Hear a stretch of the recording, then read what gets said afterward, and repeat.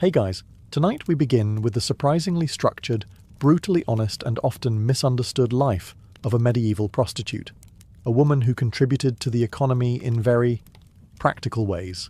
So before you get comfortable, take a moment to like the video and subscribe, but only if you genuinely enjoy what I do here. And let me know in the comments where you're tuning in from and what time it is. It's always fascinating to see who's joining us from around the world. Now, dim the lights, maybe turn on a fan for that soft background hum, and let's ease into tonight's journey together. You wake up to the gentle sound of someone retching in the alley below your window, which is actually more of a hole in the wall with cloth nailed over it, because glass is for churches and people who get paid more than 4 copper coins a night.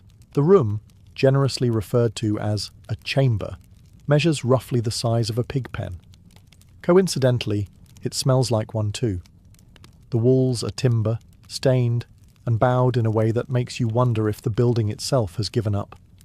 The roof leaks when it rains, groans when it doesn't, and one of the floorboards moves with a worrying squelch. You stopped asking why months ago.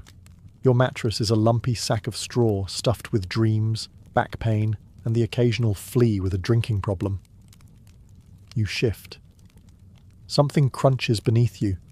You tell yourself it's just an almond from last week's festival that you didn't attend. There's no pillow, just a bundle of rags that may once have been a tunic.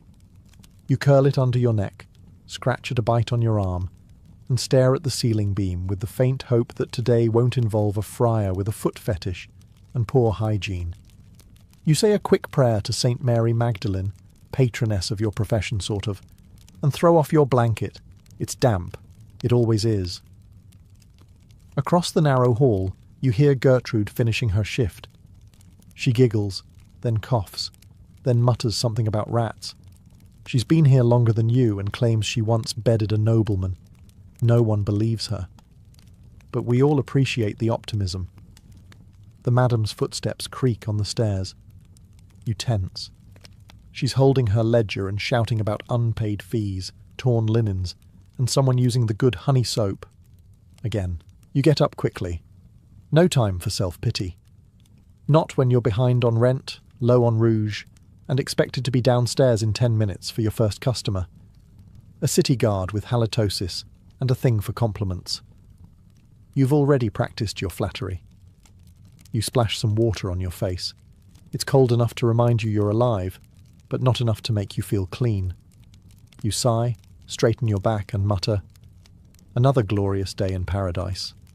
And with that, your shift begins. You begin your day the way any professional would, trying to remember if that stain on your shift dress is wine, blood, or last night's stew. You sniff it. You regret it. It's stew. Probably. There's a cracked ceramic basin in the corner of your room, filled with water that's been sitting overnight, just long enough to be freezing, but not long enough to grow something. You splash it on your face. It's an instant cure for sleepiness and a reminder that plumbing is something future people will brag about. You reach for a sliver of soap. It's not there. You curse Gertrude again. She's known for borrowing personal items without the courtesy of pretending to return them. Instead, you scrub under your arms with a handful of rough linen and a prayer. Hygiene is optional. Odour is inevitable. Your hair is a mess. That's actually a compliment. You comb it with your fingers, which are raw from scrubbing linens last night, and tie it back with a ribbon that used to be white before life happened to it. You think about putting on makeup, a dab of rouge, maybe some ash to contour your cheekbones, but decide that a tired look is in this season, especially if the client's too drunk to notice. Dressing is simple. You wear the uniform required by city ordinance, a faded red gown that loudly announces, "I am both available and taxable." It's a shade of red that says passion, penance, and legally sanctioned shame all at once. You slide on your shoes, mismatched, cracked, and blessedly yours, and step into the hallway where the air smells like boiled cabbage and bad decisions. Downstairs, you can already hear the madam shouting about unpaid debts and a misplaced loot. You don't ask. Before heading down, you do a quick check in the mirror. Well, the shiny piece of metal nailed to the wall. You smile. It's good enough. You've perfected the art of looking interested while dissociating. It's your most marketable skill. And as you descend the stairs, you're greeted by the scent of cheap ale, the sound of boots stomping mud onto the floorboards, and the unmistakable feeling that someone has already vomited in the fireplace. Welcome to Monday. Your first client of the day arrives just after the church bells finish ringing prime. He's early, eager, and smells strongly of flour and someone who sweats professionally. You recognize him. He's the baker from 2 streets over. Middle-aged, married, and always convinced he's your favourite. He greets you with a crooked grin and a fresh loaf of bread, as if carbohydrates count as currency. Technically, the madam accepts bread. Technically. She's also been eating it in secret and telling everyone your wages are behind again. You usher him into your chamber, which is still airing out from last night's vinegar rinse. He compliments your hair, which is greasy, your skin, which is blotchy, and your dress, which is regulation issue and smells faintly of boiled onions. You thank him anyway. Flattery is the real currency here. He undresses with the urgency of someone trying to win a race no one else signed up for. His tunic hits the floor. His hose sag depressingly. He asks if you remember him from last week. You lie and say yes. He beams. You go through the usual motions. You pretend he's charming. He pretends he's impressive. He lasts about the time it takes a monk to light a candle, then flops over, out of breath and full of compliments. You smile professionally, like a saint who's seen things and no longer flinches. He lingers, talks about his wife, says she doesn't understand him. You nod sympathetically, calculating whether the bread he brought is mouldy yet. Before he leaves, he places the loaf gently on your table like a man offering treasure. It's warm. You can't be mad. Bread is bread. And you haven't had warm anything since last feast day. Once he's gone, you check the coin pouch he left. 2 pennies short. Again. You sigh, pocket it, and make a mental note to add it to your growing tab. You consider nibbling the bread now, but decide to wait. If your next client doesn't show up, it'll be your consolation prize. You fluff the straw-stuffed mattress, straighten your gown, light a bit of dried lavender to reset the mood. A new day, a new disappointment. And that was just the morning rush. With the baker gone, and your dignity mostly intact, you head downstairs for breakfast, or as it's known in the brothel, whatever hasn't been stolen yet. The communal table is already surrounded by the rest of the girls, all in various states of disrepair. Marjorie is picking straw out of her hair. Beatrice is icing a mystery bruise with a cabbage leaf. Gertrude, as usual, looks far too pleased with herself, which probably means someone important paid her in actual coin. You slide into your spot, eyeing the breakfast offerings. A wooden plate with stale bread crusts, a chunk of yellow cheese that's sweating profusely despite the weather, and half a boiled onion. There's also a communal mug of watered-down ale. It's lukewarm and cloudy, like the future. You break off a bit of bread and try not to chip a tooth. Marjorie passes the ale mug. You hesitate. She had that cough last week, the one that sounded suspiciously like plague, but you drink anyway. It's that or eat the onion raw, and you still have clients scheduled.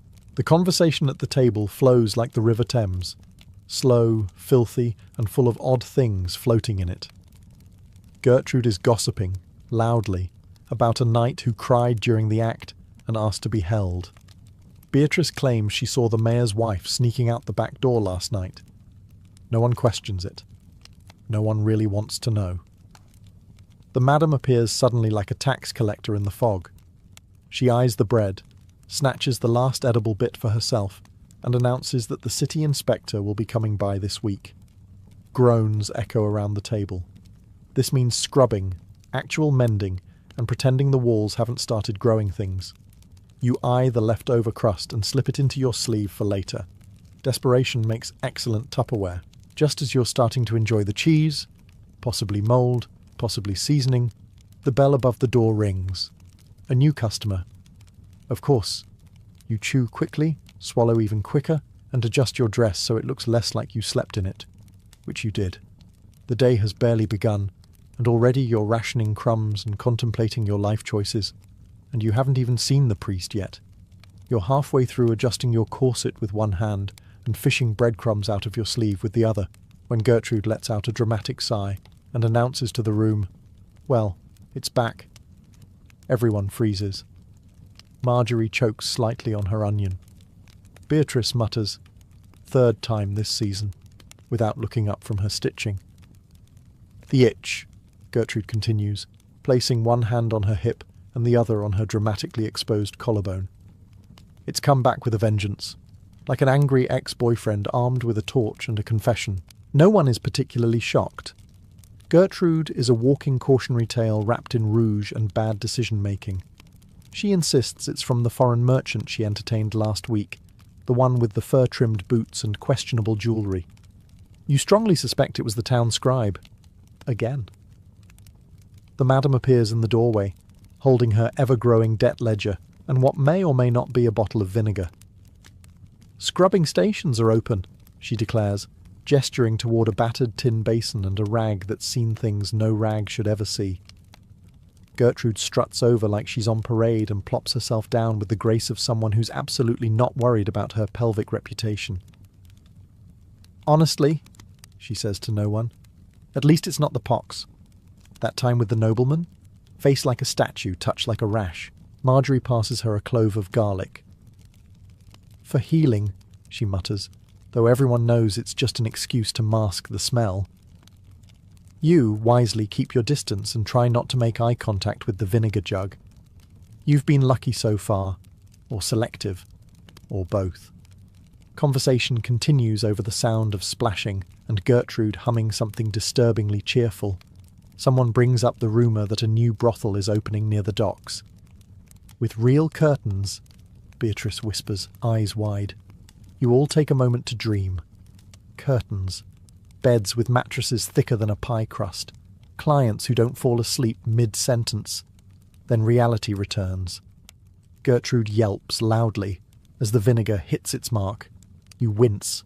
The madam rolls her eyes, and somewhere in the distance, a church bell tolls, because apparently even God is keeping score today. You grab your pouch, sigh deeply, and prepare for your next client. Preferably one without jewellery, just as you're contemplating a quiet moment to yourself. Maybe a nap, maybe a secret nibble of that crust from earlier. The front door creaks open, and in walks the bishop's nephew. He always arrives the same way. Nervously, clutching a flask of sacramental wine, and with the kind of guilty expression usually reserved for tax collectors and dogs that just ate the roast. He's dressed in clerical grey, with a hood too big for his head, and shame leaking out of every pore. "Peace be with you," he mumbles, because he thinks that makes it more appropriate. "And also with your coin," you reply, smiling sweetly. He insists, as usual, that he's only here for confession. You nod like you haven't heard that 12 times before. His version of confession involves wine, trembling hands, and some rather confused theology about Eve, temptation, and something involving goats that you've never fully understood and are too polite to ask. He always brings a gift. Today it's dried figs wrapped in linen and a half-hearted poem about salvation. You accept both graciously. You are, after all, a woman of etiquette. You guide him to the back room. He asks if you've been praying for him. You tell him yes. You don't mention it was mostly praying he wouldn't come back. The act itself is a ritual, overly apologetic, surprisingly fast, and punctuated by him declaring he'll never return, which he always does, usually within 3 days. Afterward, he lies back and stares at the ceiling like it holds divine answers. You offer him a sip from his own wine. He declines. You take it. One must stay hydrated. He tries to pay you in silver, but the madam only accepts coin from him in person, something about unpaid dues and ecclesiastical immunity. Instead, he leaves the figs, another prayer, and a small wooden cross. "May God forgive us," he whispers at the door. You nod. He has good reason to at this point. As he exits, he bumps into Gertrude, who winks at him. He stumbles, blushes, and bolts like he's just seen a demon in fishnet stockings. You tuck the figs away for later. They're probably stale, but they're not mouldy, and that's a win. Now, time to air the room and find where you put that garlic clove. The merchant from last night mentioned coming back, and you have a feeling he's bringing feathers. After the bishop's nephew flees the premises like he's late for Judgment Day, you finally get a moment to sit down. You settle by the hearth with your lukewarm ale, stretch your aching feet, and begin to seriously consider stealing Marjorie's garlic clove for your own defence. That's when Beatrice bursts in holding a folded piece of parchment like it's the Magna Carta. "It's for you," she smirks, waving it dramatically. "From your secret admirer." The word secret is doing a lot of heavy lifting here. There are only 6 men in town who can write, and 4 of them are married. One is the bishop. The last one is the town scribe, a man who once tried to impress you by reciting Latin and nearly fell into a chicken coop. You unfold the parchment with the enthusiasm of someone unwrapping spoiled fish. It's written in what appears to be ink, though it could also be beet juice, and the handwriting is ambitious. Some of the letters are backwards. Some may not be letters at all. You begin to read aloud. "O fairest flame, thy hair is red, like stew at night when all are fed. I dream of thee by candle's light, though rats do squeak and bites do bite." There's a pause. Beatrice wipes a tear from her eye. From laughter, not emotion. You turn the parchment over, hoping there's a punchline. There isn't. Just a crude drawing of what might be a heart, or a potato with arrows. The poem is signed only, "Your Knight of Quills," which sounds poetic until you remember the scribe once stabbed himself in the hand trying to sharpen a feather. "Maybe he means well," Marjorie offers, peeking over your shoulder. "Maybe he's just deeply, profoundly bad at this." You consider keeping the poem. Then consider using it to start the fire. In the end, you fold it neatly and shove it into the hearth. It catches quickly. Like most things in your life, it's briefly bright, then vanishes into smoke. Still, part of you finds it charming. Not the poem. That was objectively terrible. But the idea that someone thought of you outside of business hours. You stare at the fire a little longer. Then Gertrude walks in wearing someone's missing belt as a headband and asks, "You going to eat those figs or what?" Late afternoon brings with it the scent of sweat, overripe apples and coin, which can only mean one thing. A merchant has arrived. He's dressed in velvet that's seen better decades, jingling with trinkets that scream midlife crisis by sea route. His beard is oiled, his hat unnecessary, and his gaze lingers far too long on the chandelier that isn't there. He claims to have been everywhere. Alexandria, Genoa, even Paris, which he pronounces as if it were a type of meat. His boots are muddy, his teeth are suspiciously white, and he smells like someone who bathes in perfume to mask something more offensive. He does not ask for company. He demands an experience. The word he uses is exotic. He doesn't elaborate. They never do. "Surprise me," he says, which, in your line of work, ranks somewhere between a warning and a dare. You lead him to the back room that still faintly smells of incense from the bishop's nephew, and begin your mental inventory. There are a few props in the trunk, feathers, a cracked mask, one scarf that's barely held together by hope. Nothing screams exotic. Most of it barely whispers functional. So you improvise. You throw on the scarf as a veil. Add the cracked mask for mystique. Light a candle. You chant a nonsense phrase you once heard a drunk Hungarian say at a fair. It worked on a knight once. He thought it was pagan. The merchant claps, delighted. You haven't even done anything yet. He asks to be tied up. You comply. He requests honey. You offer molasses. He doesn't notice. He mumbles something about forbidden fruit while you try not to laugh. He accidentally knocks over the chamber pot during the theatrics, but considers it part of the ritual. The entire encounter is less passion and more performance art. When it's done, he tips generously. Gold, not silver, which means you'll finally get a full meal that doesn't involve turnips. He bows, mutters something about spiritual awakening, and leaves with your cracked mask as a souvenir. You stare at the door for a moment, then turn back to the spilled chamber pot and the slowly extinguishing candle. Exotic, indeed.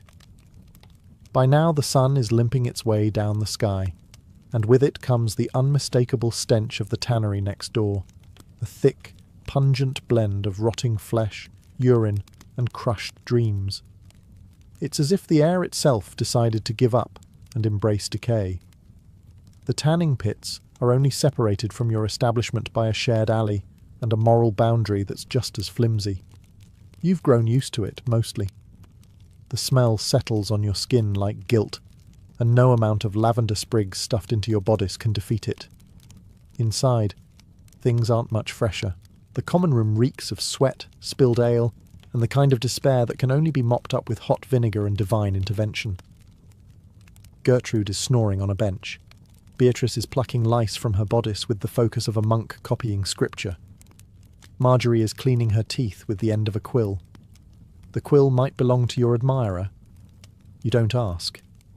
You return to your room, step over a puddle that might be water, probably not, and collapse onto the straw mattress, which groans louder than the client's. For a brief moment, you let yourself think. Not about the day, or the coins you've earned, or the molasses still in your hair. You think about what you'll eat tonight. Bread, if the rats haven't claimed it. Maybe a boiled root. You consider heating water for tea, then remember you used the last of the firewood 2 nights ago during an overly ambitious bath attempt. The walls are thin. You can hear next door's conversation through them. A merchant arguing with a washerwoman about goats, or maybe debts. Possibly both. A dog barks in the distance. Then someone retches below your window. You wonder if it's the bishop's nephew again. You light a tallow candle and hold your fingers close to it. Not for romance, but for warmth. Outside, the sky turns that bruised purple colour that always feels like the world is about to close for the night. And yet you're not done. The madam's voice echoes down the hall, sharp and unrelenting. Up! Another one's coming! Of course he is. You stand, stretch your back with the sound of several joints giving up, and reach for the wine-stained bodice. Showtime. Again, night in a medieval brothel is when things truly come alive, by which we mean louder, stickier, and far more likely to result in someone throwing up on your shoes. The alehouse down the lane has just spilled its contents into the streets, mostly drunk men, one bewildered goat, and a lute player with a black eye. They stagger toward your door like moths to a flame, if moths wore half-buttoned tunics and smelled like week-old onions. Inside, the air is thick with smoke, sweat, and the faint whiff of burning something. Could be a candle, could be dinner. Either way, no one's checking. The madam is in full bark mode, directing traffic like a general on the losing side of a war. Gertrude has smeared more rouge on her cheeks than a noblewoman's corpse. Beatrice is passed out with her eyes open, an impressive skill. And you're at your post near the stairs, pretending to look mysterious instead of exhausted. The clientele tonight is a glorious disaster. There's the toothless cooper who insists on singing before anything else. The apprentice mason who wants to practice kissing like the nobles do, which mostly involves drooling and apologising. And of course, the guy who paid with a chicken last time and is back to negotiate with eggs. You manage to avoid the worst of them, barely, and end up entertaining a blacksmith who has muscles, manners, and the emotional depth of a door. Still, he pays up front and doesn't talk much. A win, by local standards. The room is already hot when you lead him up the stairs. The candle sputters, the mattress sags, and you mentally check out somewhere between boot removal and awkward compliments. Afterwards, he falls asleep instantly. You nudge him with your toe. Nothing. He snores like a dying ox. You consider robbing him for sport, but settle for fishing out the rest of the coin and leaving before he rolls over and breaks your ribs. Downstairs, the music has turned to shouting. Someone's playing dice with the madam's rent money. A fight breaks out over who gets the clean goblet. There isn't one. You take a breath, then cough, and the night's just getting started. Just when you think the night has peaked, after the vomiting, the lute string snapping, and the guy who thought tipping was optional if he winked, in walks a knight, or at least someone claiming to be one. His armour is mostly rust, his helmet is missing, and he smells like he lost a joust to a pigsty. He's got a sword, though. It's dull, decorative, and possibly wooden, but he drags it behind him with all the gravitas of a man who definitely talks to it when no one's around. He slams a coin purse on the counter and proclaims he wants to rescue a maiden. The madam, without missing a beat, points at you. You don't even blink. This isn't the weirdest request you've had this week. That honour still belongs to the beekeeper who wanted to be stung emotionally. You lead him upstairs. He insists on taking the stairs valiantly, which involves tripping twice and reciting half of a poem that might be about horses. You nod politely, wondering if there's a saint for patience in this line of work. Inside the room, he demands a damsel in distress scenario. You oblige, sighing dramatically, and pretending to be imprisoned in the corner. He insists on saving you by kicking over a stool and declaring victory. You clap. He bows. The show continues. Then comes the role play. He requests you call him Sir Gilbert the Moist, which you manage with a straight face only because you once had to call someone Captain Nipplehorn for 20 minutes. He recites more poetry, terrible, naturally, and insists on being gentle, despite your insistence that speed and silence are virtues at this hour. Eventually, things proceed. He's surprisingly nervous. You guide him gently, like one might guide a lost sheep or confused town official. Afterwards, he hands you a gold coin and a small pouch of herbs from his quest. You're 80% sure it's dried grass. He bows deeply and exits with a flourish, tripping one final time on the curtain. You sit for a moment in silence, then burst out laughing.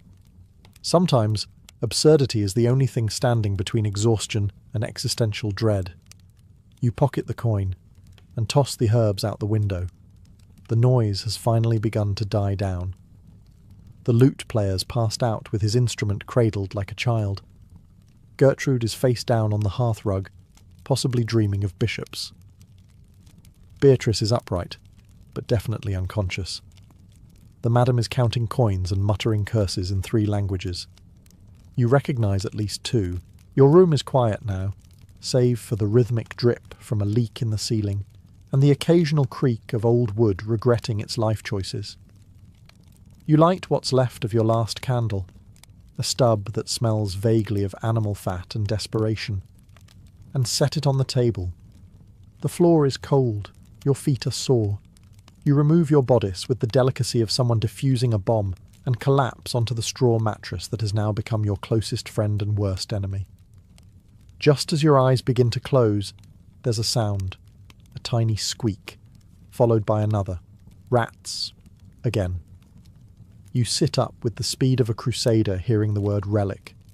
2 beady eyes reflect the candlelight from under your trunk. Bold little devils. The one on the left has a scar. You've named him Rupert. He's practically a tenant at this point. You toss a stale crust in the opposite direction, and Rupert scurries after it, dragging his tiny pride with him. His friend follows. You make a note to set another vinegar trap tomorrow, knowing full well it'll fail like all the others. Downstairs, someone groans. Then silence. You lean against the wall and exhale slowly. You're bone-tired. Your hair smells like smoke. Your back feels like it's 300 years old. And your soul, well, it left about 4 clients ago. And yet, there's a strange calm in this hour. The clients are gone. The madness paused. The city outside is dark and still, like the world's holding its breath. You eat what's left of the figs the bishop's nephew brought. They're dry. Possibly older than you. But they're sweet, and they're yours. You lie back down and pull a blanket over yourself. Thin, fraying, but better than nothing. Tomorrow, it starts again. But for now, You let your eyes close. Even a medieval prostitute gets a few hours of peace, assuming the rats don't start a duel. At last, sleep comes, not gently, not gracefully, but like a sack of flour to the head. Your body gives out before your mind finishes listing everything that aches. Your dreams, as always, are absurd. You're in a castle, somehow clean, wrapped in silk, and reclining on a bed that doesn't crunch when you move. There are grapes. There's music. A man with all his teeth is reciting poetry that doesn't rhyme love with dove. You sip wine that doesn't taste like boiled socks. It's bliss. And then, naturally, someone starts screaming. You jolt awake, smacking your head against the low beam above your straw mattress. The same beam you forget exists every single night. You curse under your breath, already knowing who the culprit is before your eyes adjust. Gertrude. Again. She's outside your door arguing with the madam. Something about a nobleman, a missing shoe, and an accusation involving 2 ducks and a chamber pot. You try to ignore it. You bury your face in the straw, but that only earns you a nose full of hay and something that might be a beetle. The screaming continues, followed by a crash. Then someone yells, "You said you were barren." Ah. So it's that kind of night. You sit up, eyes bleary, heart pounding like you've just survived a siege. You consider going back to sleep, but the odds of that now rank somewhere between unlikely and only if someone hits you with a lute. The candle is out. The air is cold. Somewhere in the darkness, Rupert the rat is chewing something that sounds suspiciously like fabric. Probably your good shift. You get up, wrap yourself in your cloak, more patch than cloth, and poke your head into the hallway.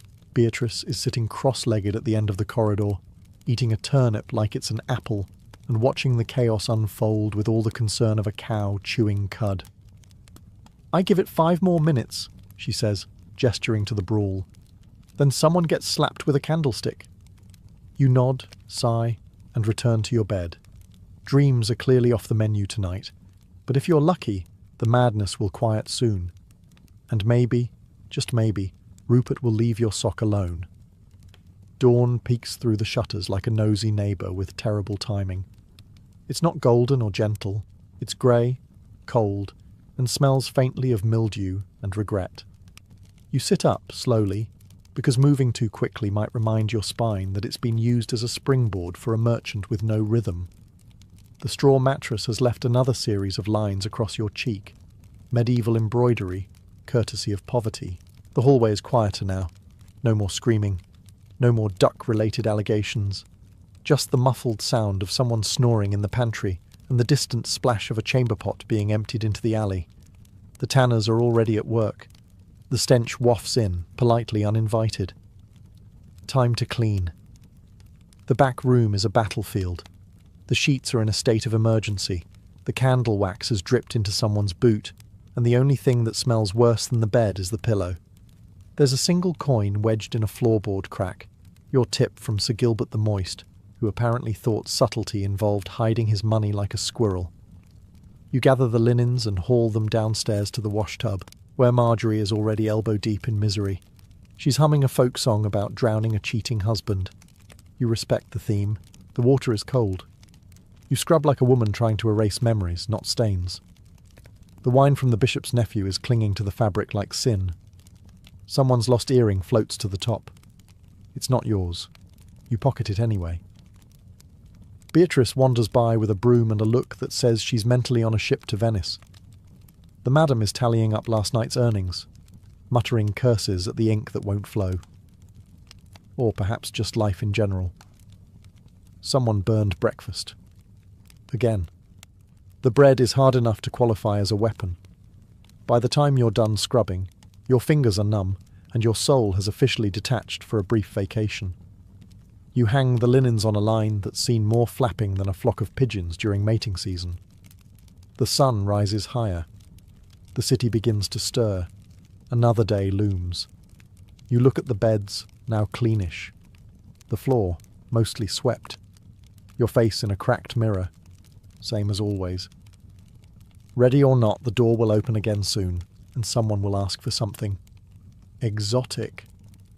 The linens are hung, the floor swept, and your hands smell faintly of lye and disappointment. The sun is officially up now, which means the real work.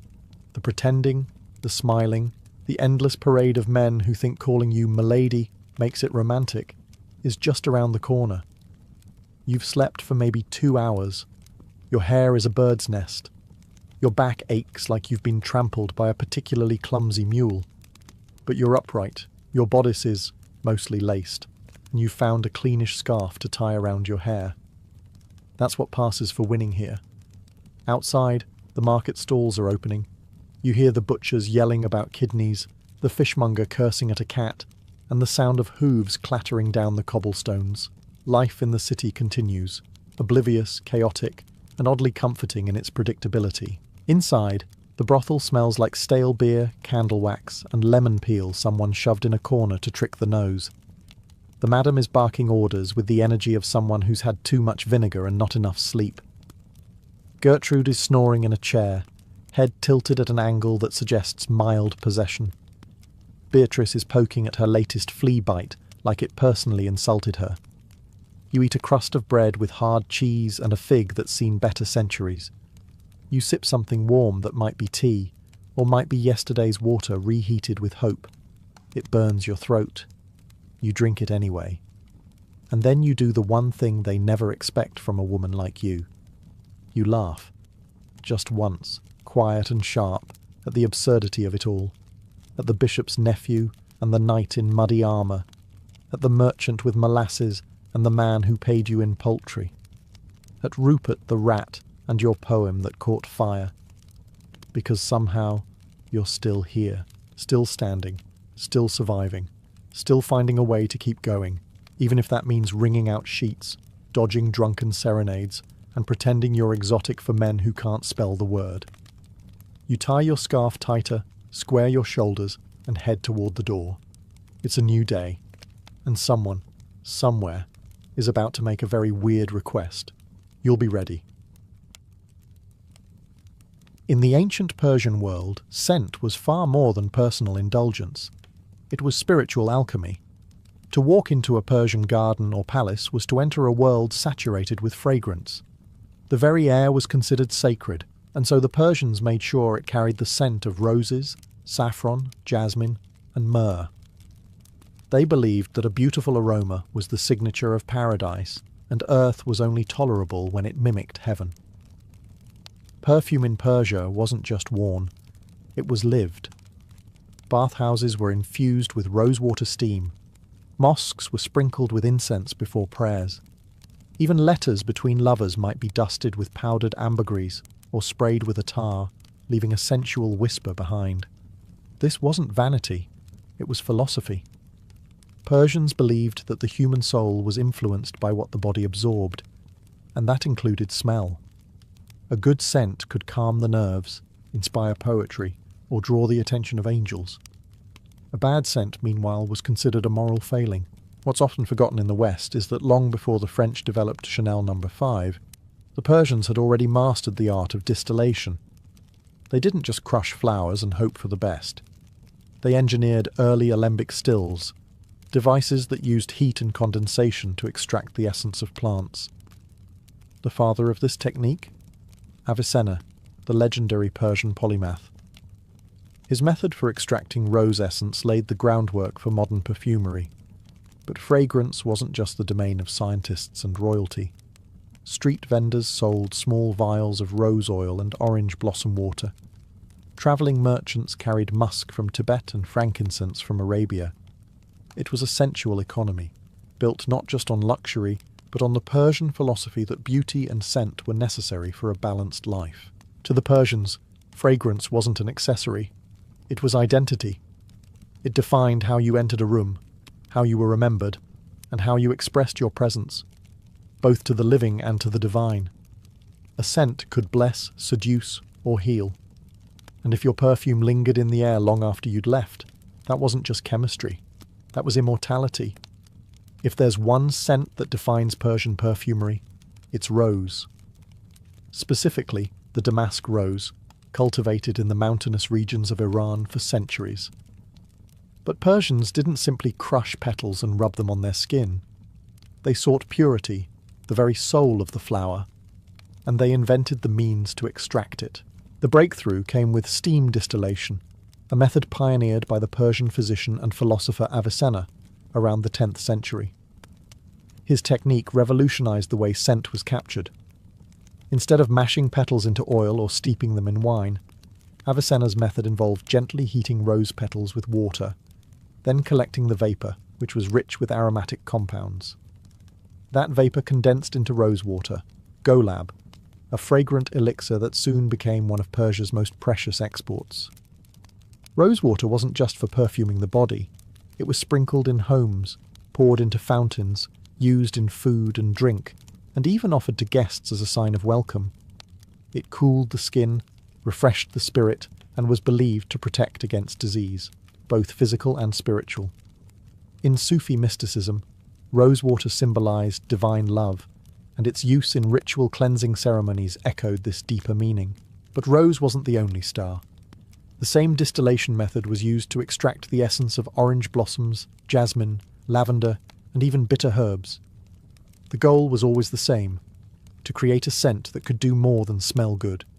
It had to speak to the heart, uplift the soul, and bring the body into balance. This process wasn't a quick job either. Harvesting roses had to be done at dawn, when the petals were richest in oils.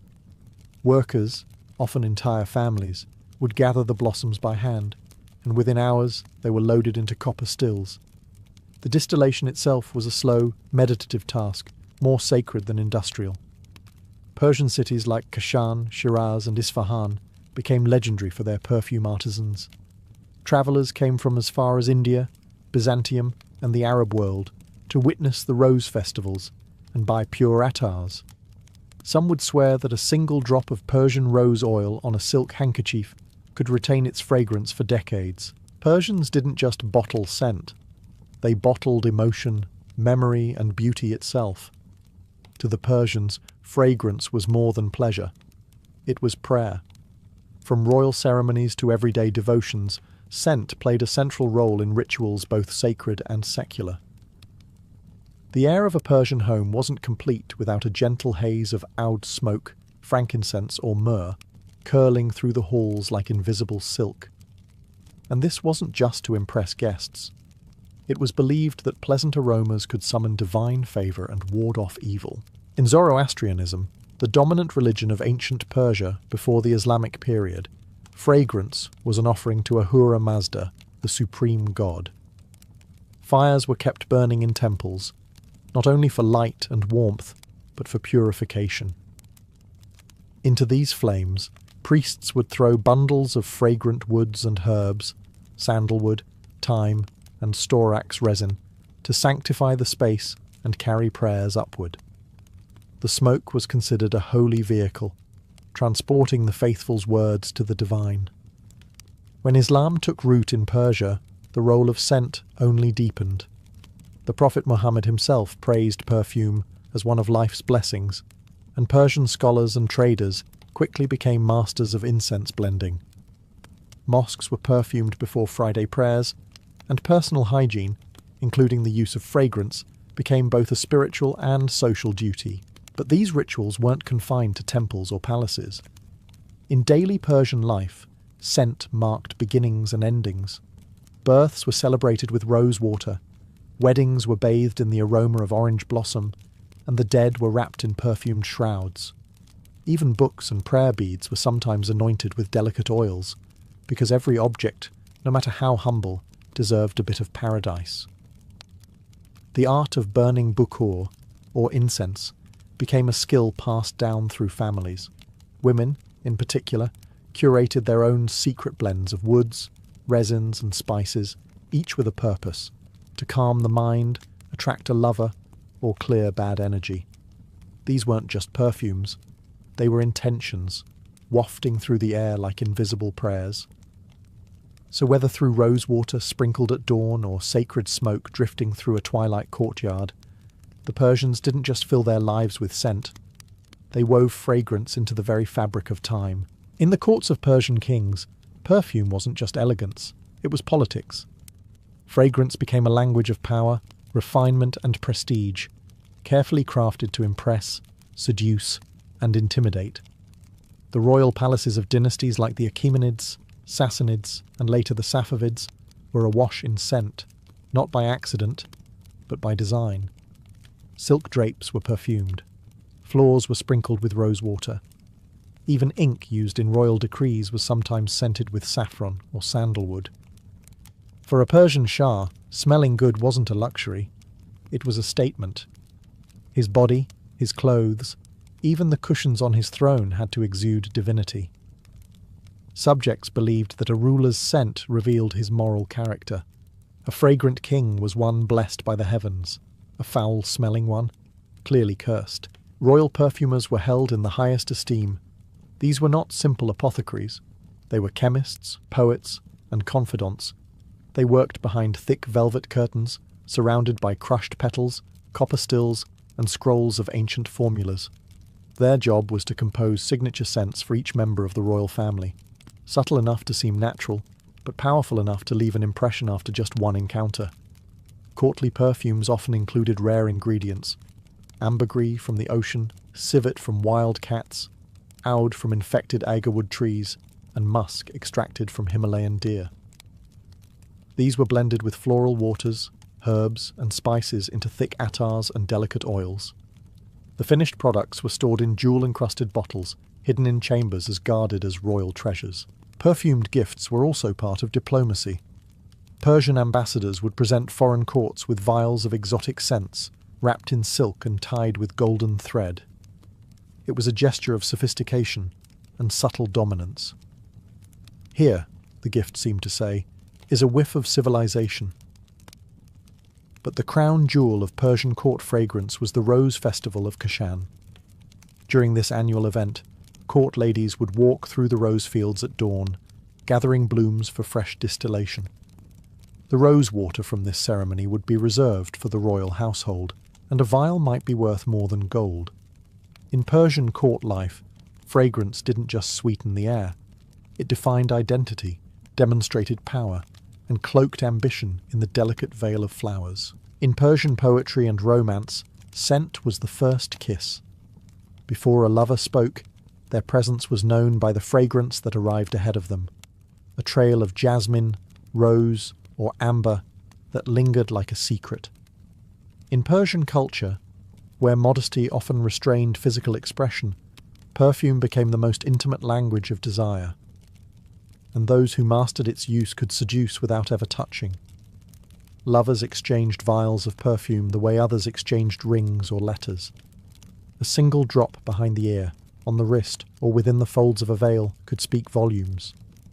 Women wore oud and jasmine oil beneath their hair to create an aura that moved with every turn of the head.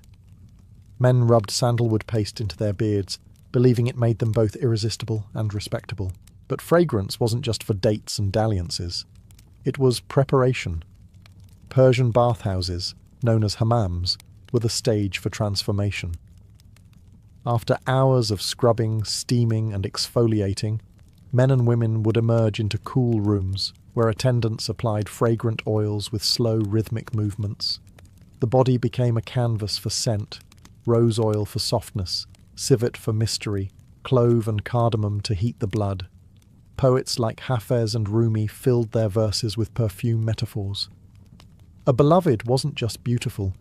She was sweeter than musk, or so fragrant that the rose bowed before her. To smell a lover's scarf, long after they'd gone, was a form of holy longing. In many tales, the memory of a scent, not a kiss or glance, is what haunted the heart. This olfactory seduction extended to clothing. Robes were perfumed using a technique called gilaf, where garments were placed in wooden trunks filled with scented smoke. When worn, the fabric released its aroma slowly, like a whisper at close range. Even letters carried perfume. Lovers might seal notes with wax melted over rosewater or tuck dried jasmine into the folds. In a society where virtue and discretion were prized, perfume offered a loophole, a way to be bold without breaking the rules. You couldn't flaunt skin, but you could leave a room fragrant enough to stir every imagination. and in that lingering trail, love bloomed. Invisible, intoxicating, unforgettable. Behind every unforgettable Persian scent was a master of the invisible, the perfumer. Known as attar, or attargar, these artisans weren't mere vendors. They were chemists, herbalists, and poets rolled into one, with knowledge passed down through generations like a family heirloom. Working in cramped, fragrant workshops tucked behind bazaars or nestled inside garden courtyards, they crafted emotions drop by drop.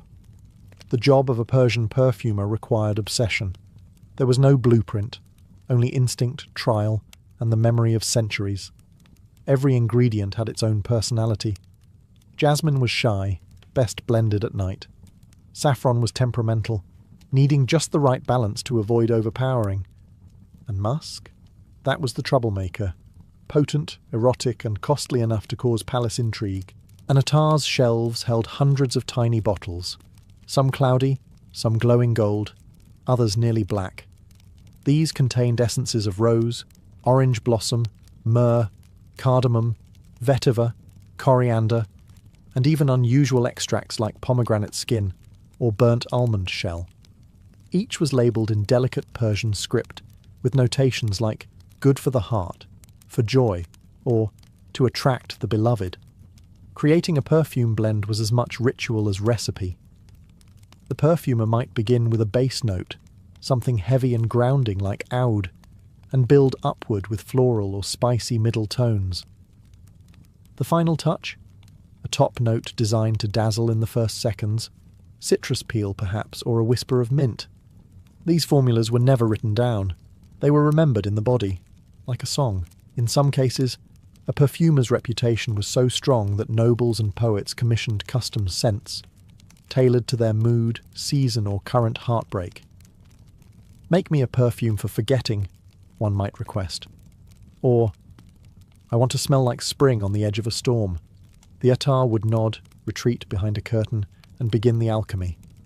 The result wasn't just a smell, it was a feeling, bottled, refined, and distilled into soul. These artisans rarely signed their work, but their creations lived on long after. One drop could change the air in a room, one whiff could awaken longing. In a world where beauty fades and gold tarnishes, a good scent, crafted by the right hands, became timeless. Step into a Persian bazaar, and your senses are immediately ambushed by colour, sound, and above all, scent. The marketplace wasn't just for spices, silks, or silver. It was a living museum of perfume. Fragrances floated on the air like gossip, drawing customers not with shouting but with invisible trails of rose, clove, and smoke. Perfume vendors, often nestled between spice merchants and apothecaries, displayed shelves lined with glass flasks in every hue, amber oils, ruby-hued elixirs, pale golden attars. These weren't sealed products with brand names. Each bottle was open for testing. Want to try before you buy? The merchant would dab a little rose oil on your wrist, wave a fan gently, and wait for your eyes to widen.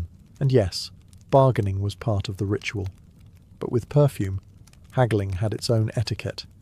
You didn't just argue price, you discussed ingredients, origin, quality, and even mood. "This one," the vendor might say, "smells like the night after rain." Another, "fit for a queen on her wedding day." You weren't buying a scent, you were buying a story. The most prestigious markets were in cities like Isfahan, Kashan, and Shiraz, each known for specific scents. Kashan had its world-famous rose water. Shiraz was legendary for orange blossom and wild herbs. Isfahan's perfumers experimented boldly, blending oud with dried apricots or cinnamon bark with violet. Local pride played a role too. Merchants would brag, "Ours is the purest, not watered down like those charlatans in Samarkand." Even travellers from afar wrote home in awe. Medieval Arabic, Indian, and even European chroniclers described Persian perfume bazaars as dreamlike, a place where perfumes were weighed like gold, and each shop felt like a shrine to luxury. But these weren't only places of commerce. For many, visiting the perfume stalls was part of a weekly ritual. To refresh their personal scent, buy gifts for loved ones, or simply stand and inhale. Elders chose grounding, woody oils. Young men picked fiery, spicy blends to impress. Brides-to-be stocked up on jasmine and rose. In the heart of the bazaar, surrounded by chaos, there was always that small, silent moment.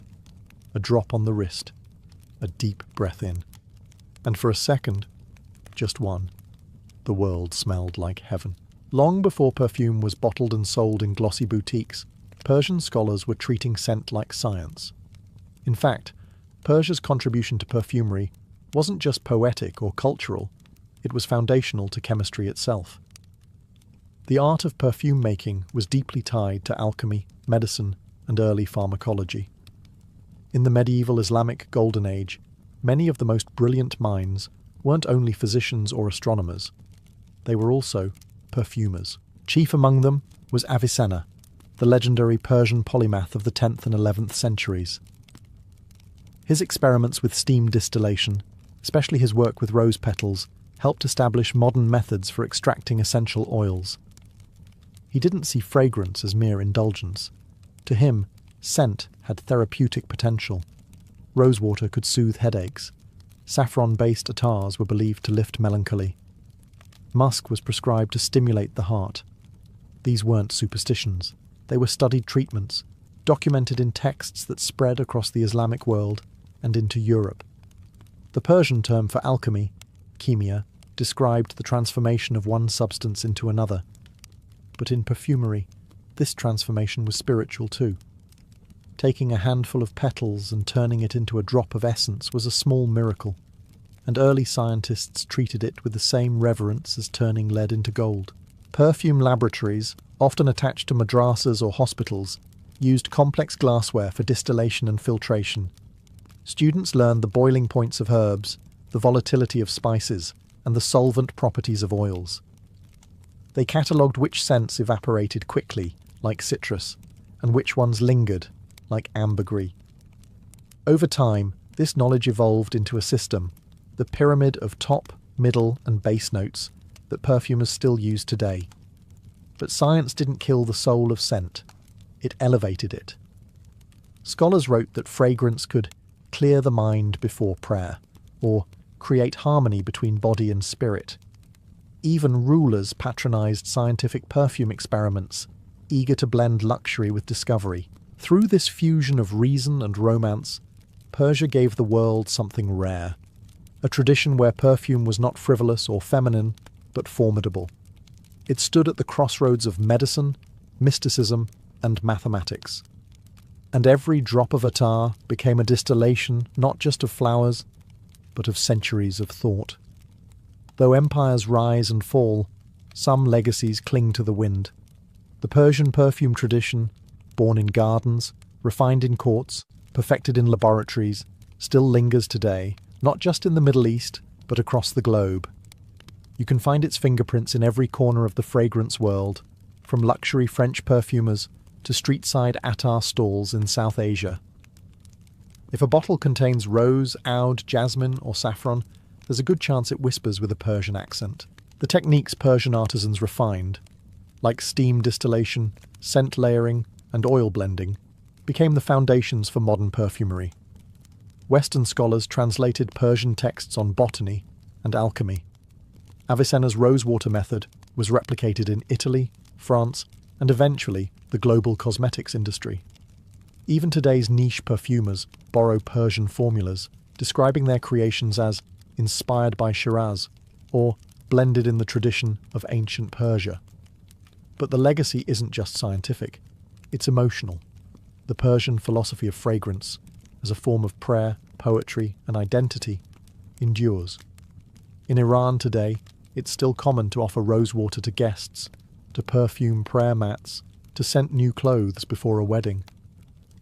The bazaar culture remains alive, with modern attars sold in tiny gold-capped bottles, each one tied to memory, mood, and meaning. You can still find artisans in Kashan who rise before dawn to gather damask roses, just as their ancestors did 1,000 years ago. The Golabgiri festival, a celebration of rose distillation, draws thousands of visitors each year, all eager to inhale the living heritage of a civilization that turned fragrance into an art form.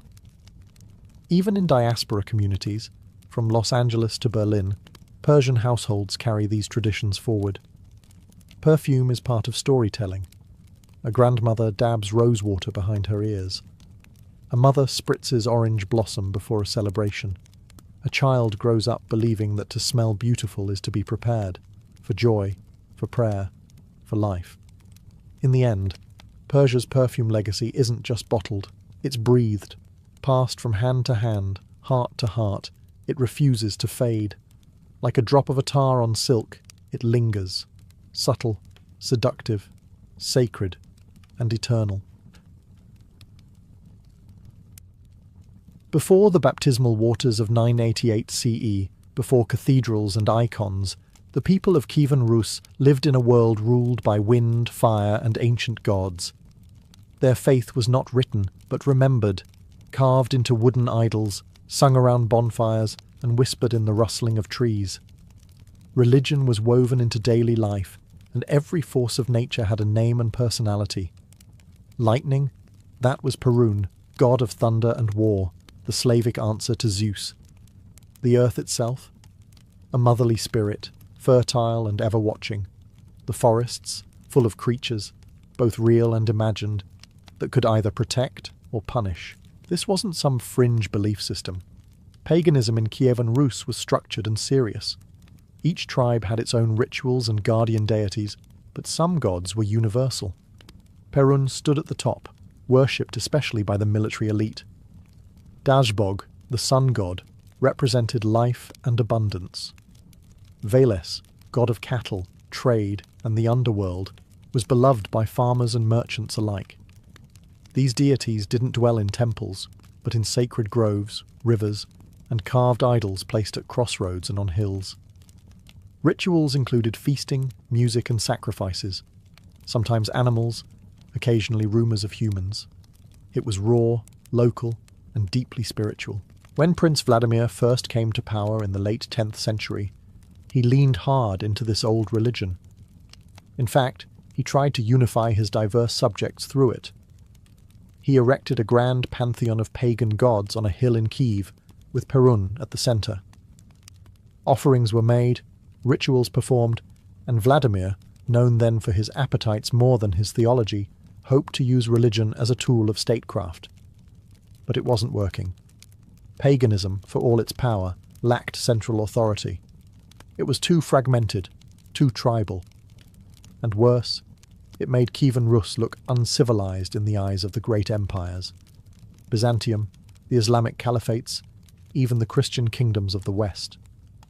If Vladimir wanted legitimacy, trade alliances, and political prestige, he needed something more than thunder gods and goat sacrifices. So while the people sang to Perun and danced in the fields, Vladimir began to look outward, to the faiths of neighbouring superpowers, and wonder, what if the gods of old weren't enough anymore? Vladimir, long before sainthood, was the very image of a pagan prince, bold, ruthless, and insatiable. The youngest son of Sviatoslav I, a hardened warrior prince, Vladimir wasn't even supposed to rule. His early years were spent in the rugged north, governing Novgorod, a city of traders and raiders. But when civil war broke out after his father's death, Vladimir didn't hesitate. He fled into exile, rallied Norse mercenaries from across the Baltic, and returned with steel and fury. By 980 CE, Kiev was his, soaked in blood, but under his banner. The newly crowned Grand Prince was a force of nature. He ruled like a pagan god himself, erecting wooden idols to Perun, offering sacrifices, and maintaining a palace filled with concubines, by some accounts, hundreds. His personal life was legendary for its debauchery. He married repeatedly, fathered countless children, and indulged in a lifestyle the medieval chroniclers didn't even try to romanticize. They simply called him lascivious. And yet, he was also clever, calculating in his diplomacy, and aware that raw power wouldn't be enough to hold his realm together. Vladimir's challenge wasn't just uniting diverse Slavic tribes under one crown. It was that his realm sat between empires, and was vulnerable to all of them. The Byzantines to the south saw Kievan Rus as uncultured and barbaric. The Volga Bulgars, recently converted to Islam, were expanding influence through trade and missionaries. Western Latin Christendom was also watching. Vladimir understood something most of his subjects didn't. Spiritual alignment was geopolitical strategy. Religious identity wasn't just about gods, it was about prestige, literacy, trade, and legitimacy. Without it, Rus would remain a backwater of feuding chieftains and shallow alliances. With it, Vladimir could elevate his rule to imperial stature. Paganism offered no scriptures, no clergy, and no binding moral code beyond tribal loyalty. But the great religions, Christianity, Islam, Judaism, came with books, buildings, and bureaucracies. In other words, structure. And so, in the middle of his rule, this brutal, lusty warlord began to rebrand himself.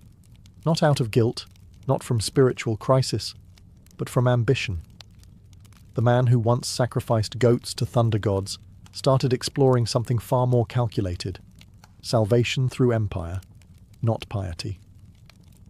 Prince Vladimir didn't convert because of a miracle.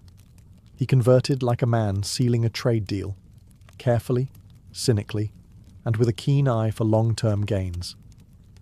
Somewhere around the year 986, he began to entertain offers from the world's major religions, not out of devotion, but as a ruler looking to upgrade his state.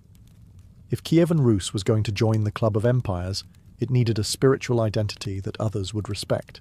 So he did what any shrewd leader might do. He sent out a fact-finding mission. According to the primary chronicle, Vladimir dispatched envoys to examine the religions of neighbouring powers. First came Islam, practiced by the Volga Bulgars to the east. It was monotheistic, disciplined and widespread. But there was one glaring problem. There is no joy, the envoys reported. No wine. Vladimir, known for his legendary drinking, allegedly declared, "Drinking is the joy of the Rus. We cannot exist without it." Islam was off the table. Next, his ambassadors visited the Latin Christians in Germany. The religion had power, but the ceremonies were underwhelming. "We saw no beauty there," they said. The envoys were not impressed. Then they travelled to the Khazars, Jews who followed Mosaic law. But their lack of a homeland seemed like a bad omen to Vladimir, who dismissed the idea, asking, "If your God has rejected you, how can I worship him?" Finally, the envoys reached Constantinople. There, in the magnificent Hagia Sophia, they witnessed the Eastern Orthodox liturgy in full splendour. Incense rising, choirs echoing beneath gold mosaics, the clergy adorned like emperors. The envoys were spellbound. "We did not know whether we were in heaven or on earth," they reported back. "There, God dwells among men." This wasn't just religion. This was theatre, architecture, divine authority all wrapped into one. Orthodoxy radiated power, and the Byzantine Empire, with its rich history and formidable prestige, suddenly looked like the right horse to bet on. Vladimir was sold. Not because of piety, but because orthodoxy offered him what paganism never could: imperial legitimacy, international recognition, and a shot at real greatness. He had chosen his faith, but he still had one demand left before signing on the dotted line. He wanted a Byzantine princess. Prince Vladimir had made his decision.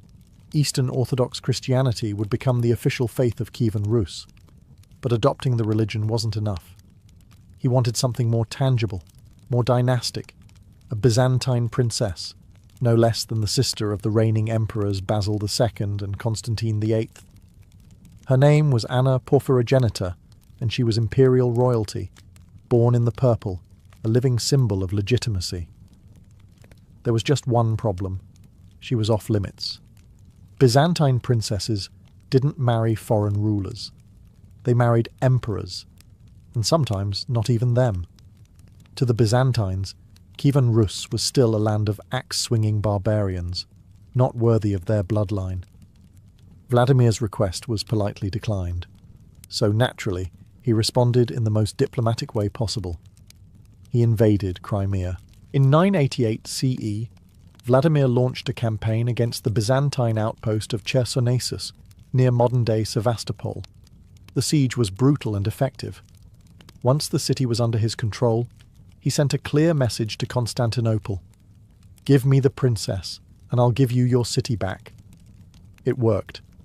The Byzantines, facing a revolt at home and desperate for military aid, reluctantly agreed to the terms. But there was a price. Vladimir had to be baptized first. He accepted. And in a twist that blurred the line between politics and salvation, he was baptized not in Kiev, but in Chersonesus, the very city he had just captured. According to the primary chronicle, Vladimir underwent a sudden transformation after baptism. He supposedly regained his sight, abandoned his concubines, and embraced monogamy. The tale is likely embellished.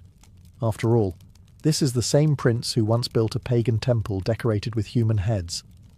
But the symbolism mattered. The wild man of the north was now a Christian ruler, cleansed and crowned by the Orthodox Church. Soon after, Princess Anna arrived, and the two were married. It was a union not just of bodies, but of empires, sealing the bond between Kievan Rus and Byzantium. Vladimir had played his cards perfectly. He didn't just convert his people. He married into the empire that shaped his new faith. Christianity wasn't just salvation. It was a weapon, and Vladimir had just used it to rewrite history. Vladimir's personal baptism was just the beginning. Now came the real challenge, converting an entire people, most of whom had no intention of giving up their gods. The Slavs of Kievan Rus had worshipped Perun, Velez, and Dazbog for generations. Temples stood in every major city. Rituals were deeply embedded in the rhythm of life. You didn't just tell people to stop believing, especially not in a society where religion and tribal identity were practically the same thing. But Vladimir wasn't asking. Shortly after returning from Chersonesus, he ordered the destruction of the great pagan idols in Kiev. The most dramatic was the statue of Perun, the thunder god. It was tied with ropes, whipped by soldiers, and dragged through the streets before being tossed into the Dnieper River, the same river that would become the centerpiece of the coming transformation. Then, Vladimir summoned the people. According to the primary chronicle, he instructed the entire population of Kiev, men, women, and children, to gather on the banks of the Dnieper for a mass baptism. It wasn't an invitation, it was a decree. Priests stood at the river's edge, chants filled the air, icons were lifted high, and thousands of bewildered citizens were led into the water, some willingly, many not. It was less spiritual epiphany than state-mandated ritual. For most, it was their first exposure to Christian liturgy, and it came in the form of cold river water and imperial chants they couldn't understand. Yet something profound happened. Whether from fear, awe, or momentum, the people submitted. A new religious identity was being forged, not through persuasion, but through immersion. The river that once served as the city's artery for trade and travel now became a baptismal font for an entire civilization. After Kiev, the campaign spread to other cities. Novgorod, Suzdal, and Pskov saw similar mass baptisms, sometimes met with resistance, sometimes embraced as a royal order not worth defying. Pagan temples were dismantled, crosses were raised, wooden churches popped up like spring grass. It wasn't a peaceful transition, but it was decisive. In a single generation, the Slavic spiritual landscape shifted from earth and sky gods to icons and incense. Christianity, carried by the current of the Dnieper, had arrived, by decree, by force, and by water. Christianity may have been declared the state religion of Kievan Rus, but the spirits of the old world didn't vanish overnight. The idols were gone, the Dnieper had run its course. But in the forests, in the fields, and in the whispers of village elders, the old gods still stirred. For centuries, Slavic paganism had shaped how people viewed the world. The spirits of the home, known as domovoi, were still believed to guard hearth and family. The rusalka, a water spirit, continued to haunt rivers and lakes in folklore. And Perun, though toppled from his pedestal, remained a name spoken in fear during storms. The church might have baptized the bodies, but the minds and hearts of the people clung to older, deeper rhythms. Rather than stamp out these beliefs completely, early Christian missionaries and priests took a different approach: fusion. They baptized the pagan calendar along with the people. Agricultural festivals, solstice rituals, and fertility rites were given new Christian meanings. The pagan spring celebration became Easter. The midwinter fire feasts transformed into Christmas. Slavic gods were replaced with saints, some even suspiciously resembling their pagan predecessors. The Orthodox Church in Kievan Rus was pragmatic. It understood that if it pushed too hard, it could fracture the fragile unity Vladimir had just forged. So instead of purging the past, it absorbed it, cloaking old rituals in new symbols. A fertility charm became a prayer to the Virgin Mary. A thunderous offering became a candle lit for Saint Elijah, a Christian stand-in for Perun himself. Folk Christianity emerged, a strange but enduring blend of orthodox theology and ancestral memory. In the countryside, peasants would still bury bread in the earth to ensure a good harvest, even as they crossed themselves and prayed. Holy wells were still visited, offerings left for unseen spirits. Crosses were worn next to ancient amulets. For the church, this syncretism was a headache, but it was also a victory. Christianity had survived the transplant by taking root in the old soil. It didn't erase the pagan world. It grew around it, like vines on a fallen statue. The gods of old were gone, but they had not been forgotten. They had simply changed clothes.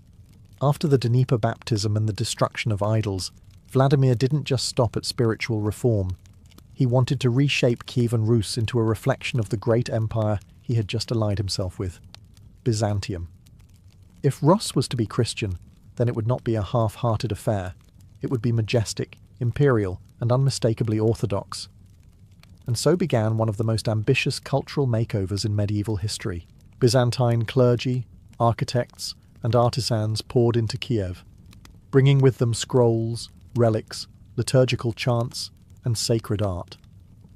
In place of wooden shrines, stone churches began to rise. The most prominent was the Church of the Tithes, constructed with imported Byzantine materials, and consecrated with the grandeur of Constantinople's ritual. It was the first stone church in Rus, and a bold statement. Kiev was no longer a frontier town. It was becoming a second Constantinople. Alongside these sacred structures came a wave of new knowledge. Greek books were translated into Old Church Slavonic. The Cyrillic alphabet, developed earlier by Saint Cyril and Methodius for Slavic peoples, was embraced, laying the foundation for literacy, record-keeping, and theology in the native tongue. Monasteries began to appear, not just places of worship, but centers of education, culture, and political influence.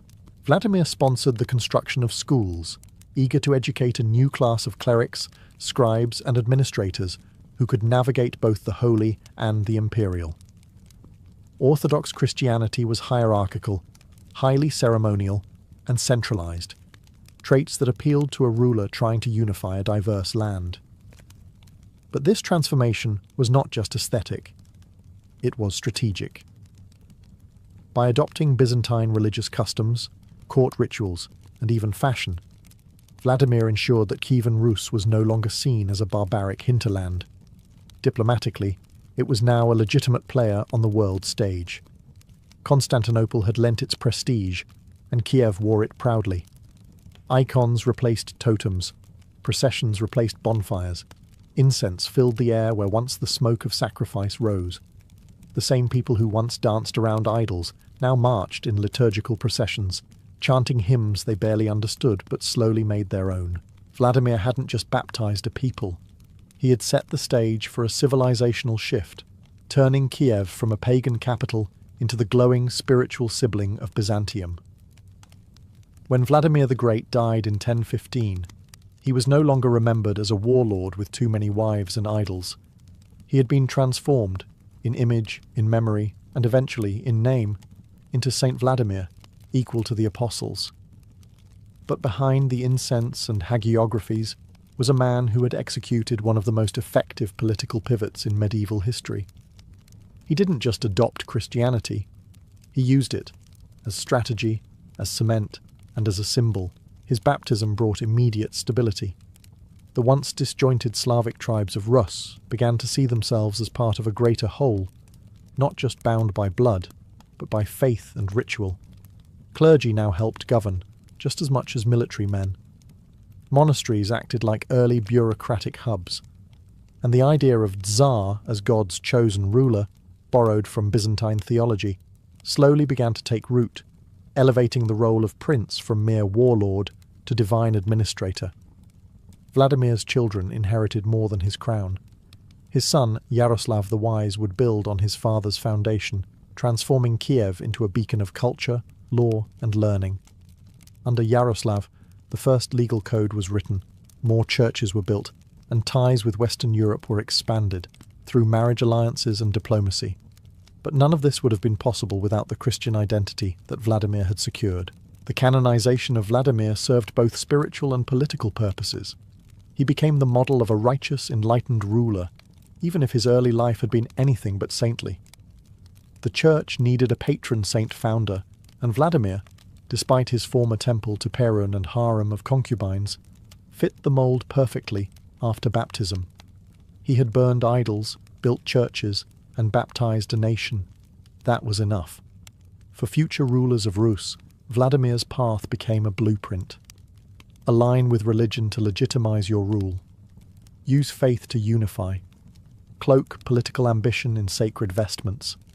It worked for Vladimir, and it would work for his descendants all the way to the Tsars of Muscovy and beyond. His sainthood wasn't just earned in heaven, it was engineered on earth. A pagan prince became a Christian patriarch. A ruthless ruler became a religious icon.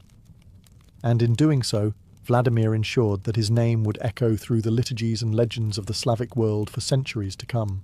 The Christianization of Kievan Rus in 988 wasn't just a one-time baptism.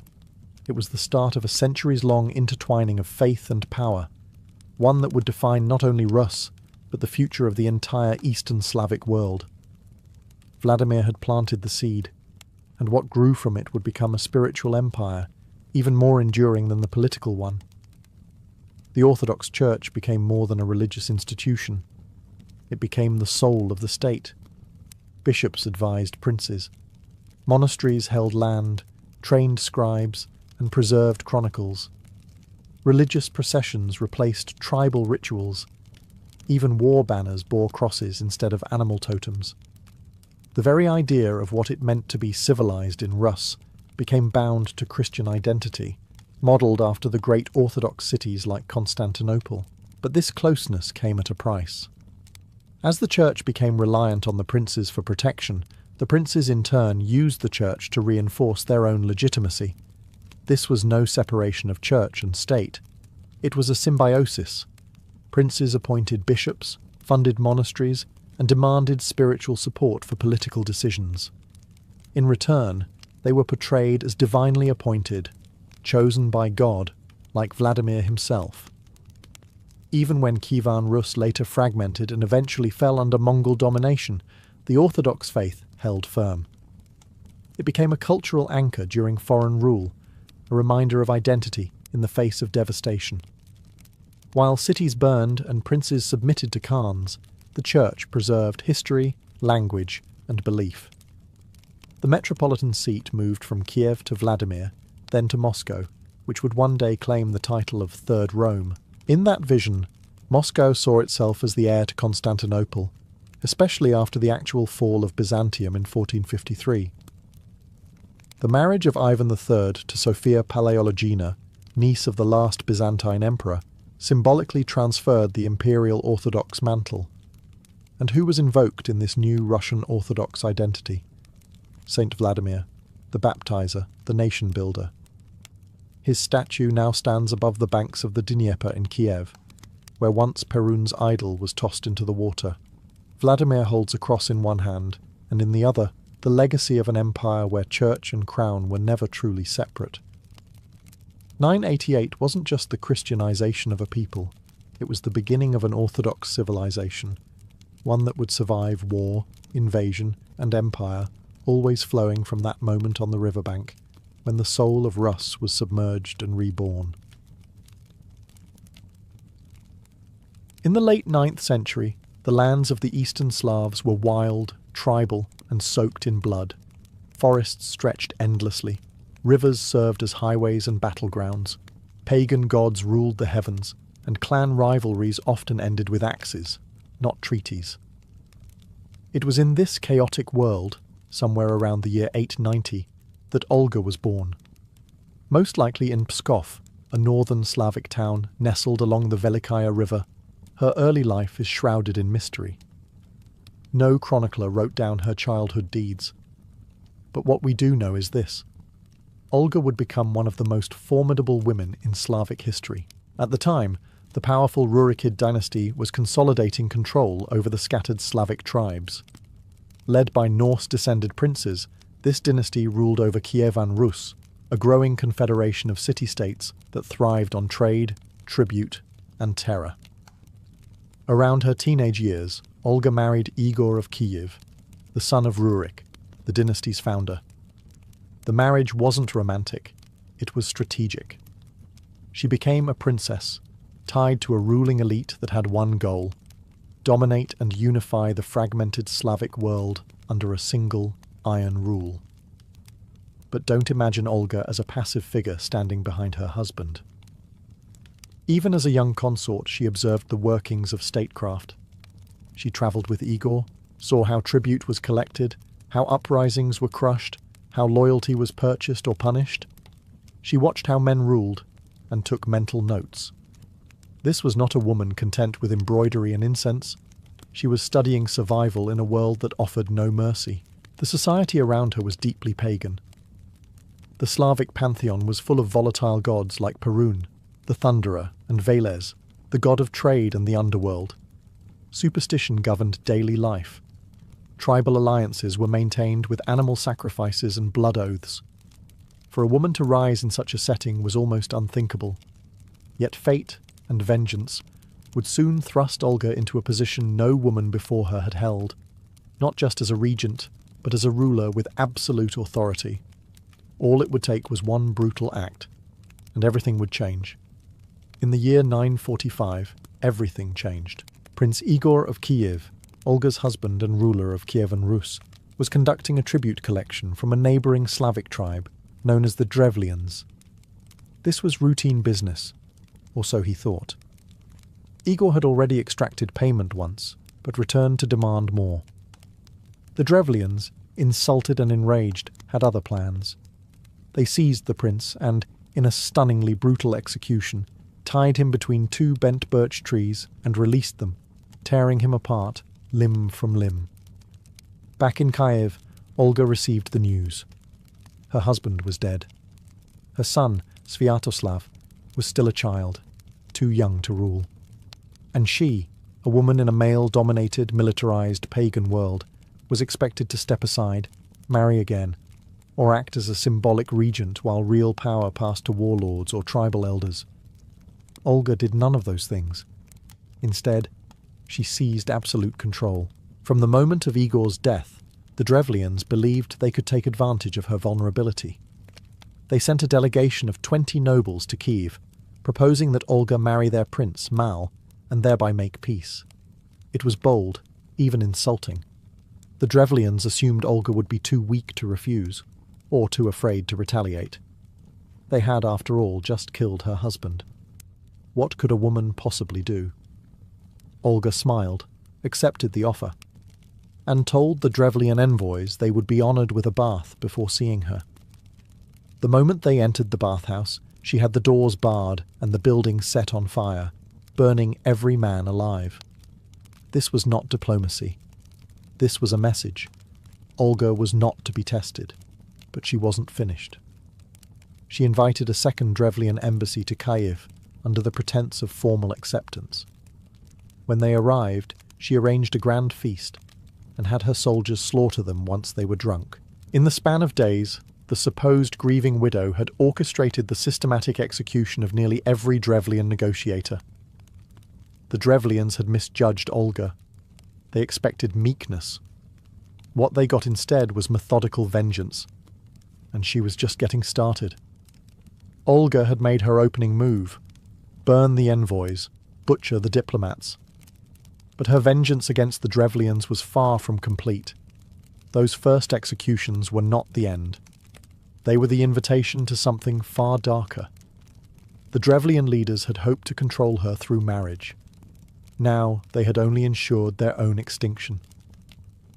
Olga next marched on the Drevlians' capital, Iskorostan, the very city where Prince Igor had met his gruesome end. But she was patient. Instead of launching an immediate assault, she sent a chilling request: that the Drevlians provide her with a proper funeral feast for her late husband. Still under the illusion that Olga was seeking peace, the Drevlians obliged. They prepared a grand celebration. When Olga and her forces arrived, the people of Iskorostan greeted them with hospitality, unaware they were feeding their executioners. As the feast reached its peak and the wine flowed freely, Olga gave the signal. Her soldiers rose and slaughtered over 5,000 drunken Drevlians on the spot. Again, she didn't stop. The survivors fled behind the fortified walls of Iskorostan, hoping to outlast her siege. Olga's forces surrounded the city. Weeks passed. Supplies dwindled. The Drevlians refused to surrender, expecting that Olga would either retreat or starve them into submission. But Olga had other ideas. Ideas involving birds. Yes, birds. According to the primary chronicle, Olga sent a message into the city. "Why suffer further? Submit to me, and I shall spare you. I ask only a token of peace. 3 pigeons and 3 sparrows from each household." The Drevlians, desperate and relieved, agreed. They gathered the birds and sent them out. What they didn't know was that Olga's forces had tied burning sulphur and cloth to the birds' legs. When released, the birds flew back to their nests, in the thatched roofs of the city. Within moments, Iskorostan was on fire. As people fled the flames, Olga's army captured them or cut them down. Some were killed, others enslaved. A few were left to pay heavy tribute. Iskorostan, once proud and defiant, was now nothing but cinders. Princess Olga had avenged her husband, not in haste, but with cold, systematic annihilation.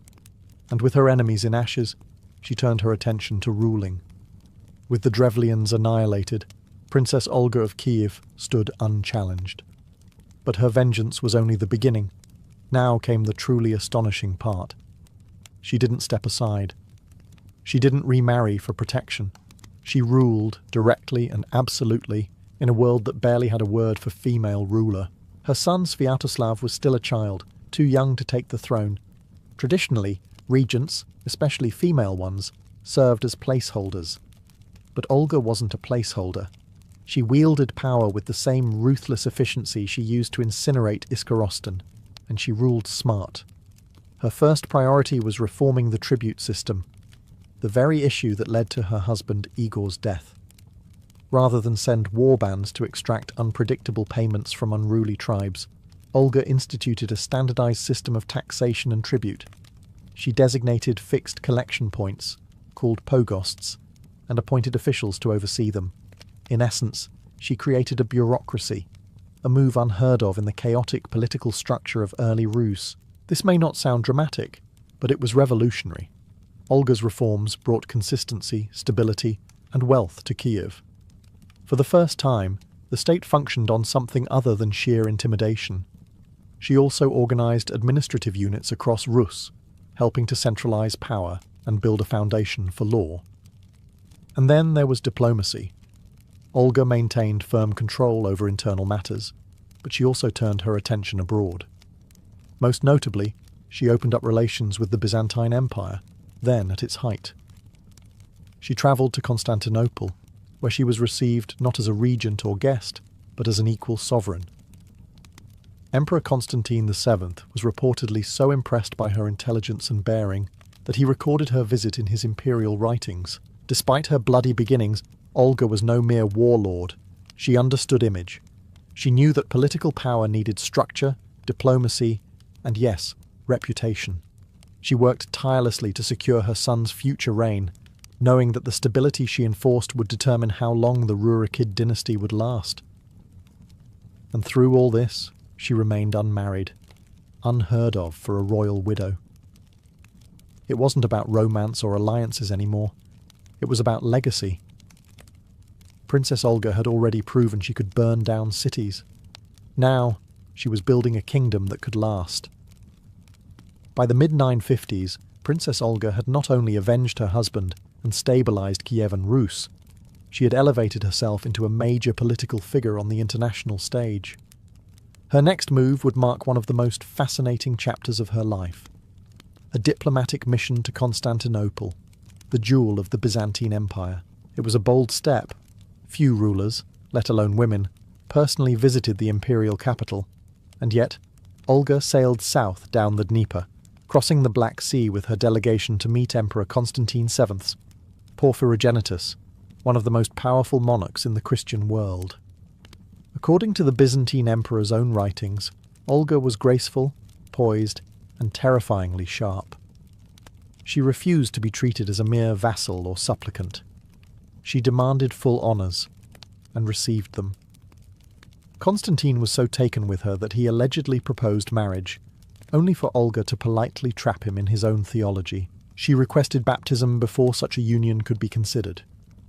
Constantine agreed, personally sponsoring her conversion to Christianity. She was baptized with great ceremony, taking the name Helena, likely in honor of the emperor's own wife. But when Constantine pressed the issue of marriage again, Olga coolly reminded him that he was now her spiritual godfather, making any union between them spiritually incestuous. The emperor was stunned. Olga had checkmated him with his own religion, and walked away with diplomatic gifts, prestige, and a newfound connection to Byzantium. But her baptism was more than political theatre. Olga had experienced something genuine in the Christian liturgy. The values, the order, the majestic rituals. They appealed to her intellect and her vision for Rus. She returned home not only as a princess, but as the first Christian ruler in Kievan Rus. However, her people, and her son, Sviatoslav, were still deeply pagan. Olga didn't force conversion. She ruled with caution, encouraging Christianity but not imposing it. She was planting seeds, not wielding swords. In a land still ruled by thunder gods and blood oaths, Olga returned from Constantinople with a cross, a vision, and a long game in mind. And that game was just beginning. Princess Olga returned to Kiev not just as a ruler but as a Christian, a woman baptized in the grandest city in the known world. But what she came home to was not awe or enthusiasm. It was resistance. Her people, including her own son Sviatoslav, were still deeply pagan. The gods of fire, thunder and earth were alive and well in the rituals of daily life. To most of her court, Olga's new faith looked foreign, weak, even foolish. And yet she never flinched. She didn't start by building cathedrals or threatening punishment. Instead, Olga took a soft, strategic approach. She invited missionaries. She supported the construction of modest churches in Kyiv. She personally practiced her faith in full view, attending services, honouring Christian feast days, and sponsoring priests. But she never demanded her people follow. She understood something many later rulers did not. Change takes time, and timing is everything. Still, it was a lonely path. Her son, Sviatoslav, respected her authority, but refused to convert. As he matured into a military leader, he became the embodiment of the old Slavic warrior ideal, fearless, pagan, and uninterested in foreign gods. He told his mother plainly, "I do not understand the faith. Let others mock me." He tolerated her Christianity, but he would not embrace it. Even within her own household, Olga was a minority of one, and yet she didn't waver. She played the long game, trusting that the foundations she laid would one day support something bigger. She modelled Christian rulership with patience and diplomacy, not force. She forged stronger ties with Byzantium, quietly preparing the groundwork for what she knew could be a civilizational shift. In many ways, her reign as a Christian ruler in a pagan court resembled her early years of rule, calculated, careful, and fierce in its discipline. She knew that one misstep could turn her people against her, but she also knew the power of example. If she could not convert her son, perhaps one day her grandson might listen. And so Olga, the firebrand widow who once burned a city with birds, now led a spiritual rebellion not with fire, but with faith.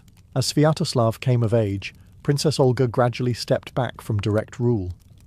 But make no mistake, her shadow still loomed large over the court. While she embraced the cross, her son marched under the banner of the old gods, and his rule was everything Olga had tried to evolve beyond. Sviatoslav was a warrior king in the purest sense. He had no interest in bureaucracy, no patience for diplomacy, and no regard for the faith his mother had imported from Constantinople. He was said to sleep on the ground, dress like his men, and wage wars with terrifying efficiency. His campaigns stretched east and south. He crushed the Khazars, fought the Volga Bulgars, and tangled with the Byzantine Empire itself. Where Olga had built systems, Sviatoslav chased glory. Where she had traded with empires, he raided them. And while Olga tried to weave Christianity into the state, Sviatoslav treated it as a distraction. Pagan rites continued. Perun was still worshipped. The Christian churches she had built stood quietly in the background, often ignored. But even amid this return to old-school rulership, Olga remained a pillar of order in the realm. She ran court matters when Sviatoslav was away at war, which was often. She maintained ties with Byzantium, preserved the treasury, and kept the capital functioning. She was no longer the sovereign, but she was still the stabilizing force behind the throne. It is telling that despite his deep respect for his mother, Sviatoslav refused baptism. He feared looking weak in front of his men, many of whom saw Christianity as soft, a religion of peace and submission, unsuitable for warriors.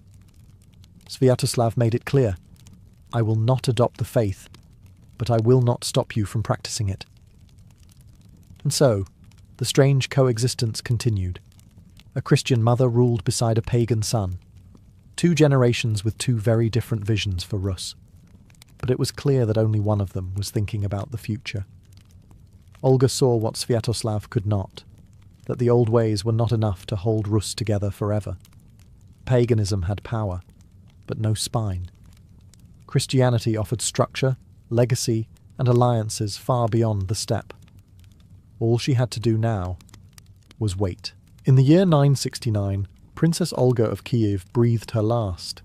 She was nearly 80 years old, a remarkable age for her time, and even more remarkable given how many wars, uprisings, and betrayals she had outlived. When she died, she wasn't merely a dowager or a mother of the prince. She was the matriarch of Kievan Rus, revered by both Christians and pagans alike. But her death also marked the end of something fragile, the delicate balance she had maintained between her vision for Rus and her son's warrior agenda. According to the primary chronicle, her final wish was clear. She wanted to be buried as a Christian. Sviatoslav honoured that request. Though still pagan himself, he respected her too deeply to deny her a Christian burial. No pagan rites, no burning, just the cross. She died disappointed in one sense. She had failed to convert her son, but she had done something far more powerful. She had tilled the ground where the seeds of Christian Rus would soon bloom. Her grandson, Vladimir, watched everything: the ceremonies, the diplomacy, the moral gravity with which Olga ruled. And when his turn came, he would finish what she started. Olga's death left a vacuum. Without her, the Christian mission in Rus seemed stalled. Churches stood, but mostly empty. Missionaries preached, but few listened. The court returned to its old ways. It might have ended there. Olga remembered only as a brutal widow who once burned birds and tricked emperors. But history had other plans. The Byzantine Empire never forgot her. In Constantinople, she was remembered as the first royal woman of Rus to receive baptism, and as one who had matched their own diplomats step for step. Her name carried weight. Her story spread. And in Rus, as the years passed, her legend grew, not just as a ruler, but as a spiritual pioneer. It would take another generation before Rus officially embraced Christianity. But when it did, they didn't look to missionaries or Byzantines for inspiration. They looked back at Olga, the princess who had ruled with fire and died with a cross, and when the church made her a saint, they weren't canonizing a pious martyr. They were canonizing a tactician, a visionary, a mother of nations. Years after her death, Princess Olga of Kiev was canonized by the Eastern Orthodox Church as Saint Olga, equal to the Apostles. It was an extraordinary title, one reserved not for monks or martyrs, but for figures who had radically transformed the spiritual course of nations. And that's exactly what Olga did. She didn't preach sermons, she didn't die for her faith. But what she did do was rarer still. She played the long game. She bridged two worlds, one pagan and brutal, the other imperial and Christian, and stood alone in the middle of them, unwavering. Her canonization wasn't simply for her conversion. It was for her vision. Before Olga, Kievan Rus was a loosely bound land of tribal loyalties, blood feuds, and gods who demanded sacrifice. She brought structure, introducing bureaucracy, taxation, diplomacy, and long-term statecraft. She brought vengeance, yes, but it was controlled, political vengeance. When she destroyed the Drevlians, it wasn't just justice, it was a lesson. After Olga, there was no longer any question that women could rule, not just in regency, but in absolute authority. Her reign set a precedent that rippled through Slavic history. She didn't ride behind a prince, she commanded, she burned cities, she negotiated with emperors, she reshaped a state and never married again, because she didn't need to, and spiritually, she paved the path that would change everything. Her grandson, Vladimir the Great, would go on to adopt Orthodox Christianity for all of Kievan Rus in 988. When he ordered the mass baptism in the Dnieper River, he wasn't starting from scratch. He was standing on the foundation that Olga had quietly built, brick by brick, church by church, act by act. Vladimir is credited as the baptizer of Rus, but the one who carried the torch through the darkness was Olga. Her legacy is everywhere. In Orthodox liturgy, in Slavic folklore, and in the stories of female leaders who defied the odds. She was brutal and brilliant, vengeful and visionary. A flame that did not burn out, but rather lit the path for a nation's soul. Princess Olga of Kiev was no ordinary saint. She was the mother of empire, baptized in faith, baptized in fire, and her legend still lingers, like smoke after a siege, like incense in a chapel.